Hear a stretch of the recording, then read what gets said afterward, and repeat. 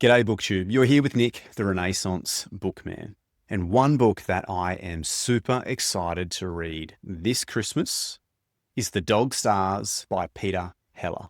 This book was first published back in 2012, but I've only discovered it this year. It's a post-apocalyptic fictional story where we follow one guy, well, it's two, but essentially one guy and his dog as they are trying to survive in America after 99% of the world's population has died in a supervirus. The guy, Hig, main protagonist's name is Hig, and his dog, Jasper. They live in a hangar on an airstrip just to the north of Denver, Colorado.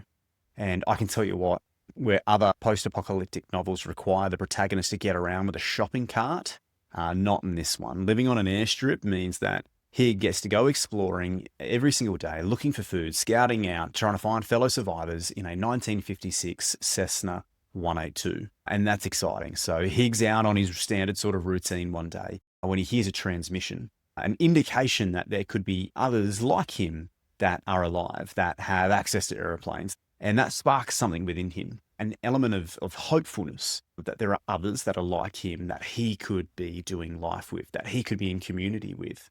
It sparks the idea that perhaps the grass is greener on the other side. And so what follows is a story of adventure, a story of loneliness, but a story of love, and importantly to me, a story of hope. Now, I first heard about this book earlier this year when I attended the Newcastle Writers Festival, and one of the authors name dropped this book. He got asked that very standard sort of typical question of, hey, what have you read lately? What have you been enjoying? And he name dropped this book, The Dog Stars by Peter Heller. And so like a good little student, I immediately wrote it down and promptly forgot about it.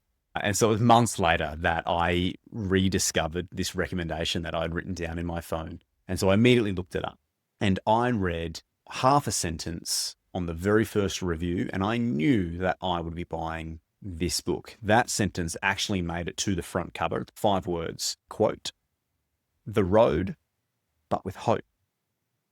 Now, I don't know if you've read CormacMcCarthy's The Road, but the one thing that that book is without is hope. Now, you could argue that there is a theme of hope as illustrated in the constant reference to carrying the fire between the father and the son in that one. But it's not a hope of a better future. We get no indication that there's a better future for these guys. Perhaps we want that and we're trying to project that onto the page. I know, being default optimistic, I was trying to project that into every single scene. And perhaps you could argue that the final scene, you finally get to do that. But I don't think that's what CormacMcCarthy's going for. So that's a really challenging book to read. I enjoyed it, but it was challenging. First and foremost for McCarthy's complete and utter disregard for grammatical norms. I mean, the guy absolutely hates quotation marks. You have no idea what the context of the conversation is, or even if it is a conversation, is it just the inner thoughts of the protagonist? Or have they actually been verbalizing a huge monologue at this point in time? I distinctly remember getting half a paragraph deep, and then all of a sudden I'm like, oh, hang on, this is a back and forth conversation.